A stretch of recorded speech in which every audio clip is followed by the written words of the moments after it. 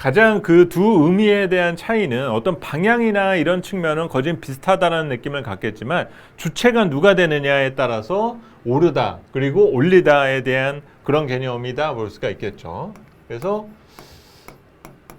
우리는 크게 두 가지 개념인 오르다와 피동적인 개념인 올리다, 이 두 가지의 개념에서 과연 우리는 지금 어느 위치에서 있는 것인가 라는 거를 생각해 봐야 되겠죠. 좀 피동적인 의미가 강한 올리다에 대한 개념에 가장 큰 영향을 주게 되는 것은 투자 환경. 여기서 말씀드리는 또 투자 환경이라는 것은 증시 주변 환경이다라는 것들을 여러분들이 생각해 볼 수가 있어요. 그러면 여기에 이제 많이 언급되는 것이 금리라든지 수급, 가장 중요한 게 이제 수급 같은 경우가 중요한 조건이 될 수도 있겠죠. 그래서 뭐 거시지표나 이런 것들 펀더멘탈한 내용들, 우리가 흔히 이런 증권 방송을 보게 되면 펀더멘탈 이런 얘기들을 많이 얘기를 하게 되잖아요. 그 펀더멘탈이라는 것에 대한 정확한 의미는 바로 어떤 주체적인 의미에서 경기와 그리고 기업 실적 이런 것들을 총합한 내용을 펀더멘탈, 기초 체력이다라고 얘기를 하게 된다라는 거죠. 그런데 우리가 조금 피동적인 개념의 올리다의 개념으로 현재 시장을 바라보려면은 금리 환경이 중요하고 수급 환경이 중요한, 그래서 일종의 우리가 작년에도 여러분들이 여러 가지를 배우게 될 때 우리가 주가라는 것들을 설명하게 되면은 가치와 가격에 대해서 우리가 조금 헛갈려하는 부분 등이 분명히 있잖아요. 눈으로 보게 되는 그 주가를 우리가 그냥 무조건 다 밸류다, 가치라고 우리가 설명하지는 못하게 된다는 점입니다. 그래서 이런 금리라든지 수급에 대한 조건, 그로 인한 피동적인 투자 환경은 가격에는 직접적인 영향을 준다라는 거예요. 가격 변수에 대해서는 영향을 주고, 오르다와 관련된 이런 주체적인 상황은 가치, 밸류에 대해서 직접적인 영향을 주는 거고, 이것은 만들어 나가는 과정이다라는 겁니다. 주체적인 상황이다라고 볼 수가 있죠.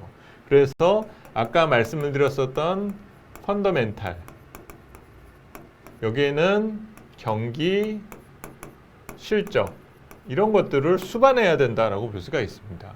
그러면 지금의 우리의 위치는 어디에 있는가, 이거를 생각해 봐야 되는데, 우리가 작년부터 코스피가 1400까지 내려갔다가 2000을 회복하고 2500을 넘어서 3000까지 오던 상황들, 이 과정에는 사실 우리가 정말 남다르게 뭔가 좋아졌다라는 의미보다는 실제로 올려졌었던 상황인 거죠. 수급에 의해서, 금리 조건에 의해서 가격 요인에 대한 변화가 있었다라는 정의를 내릴 수가 있습니다. 그런데 지금부터 이제 중요한 거는 과연 현재 위치에서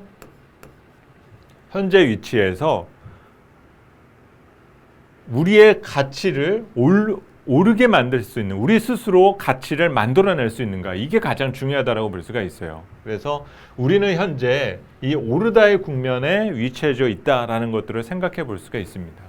또 하나, 여기서 제가 이 두 가지를 제가 설명드리려 했었던 부분이, 지금 우리 주식시장이 지난 7월 달에 조정을 받았다가 8월 달에 많이 헛갈려하는 그런 상황에 있거든요. 그러면서 많은 분들 사이에서 야, 이러다 장이 한번 크게 훅 꺼지지 않을까?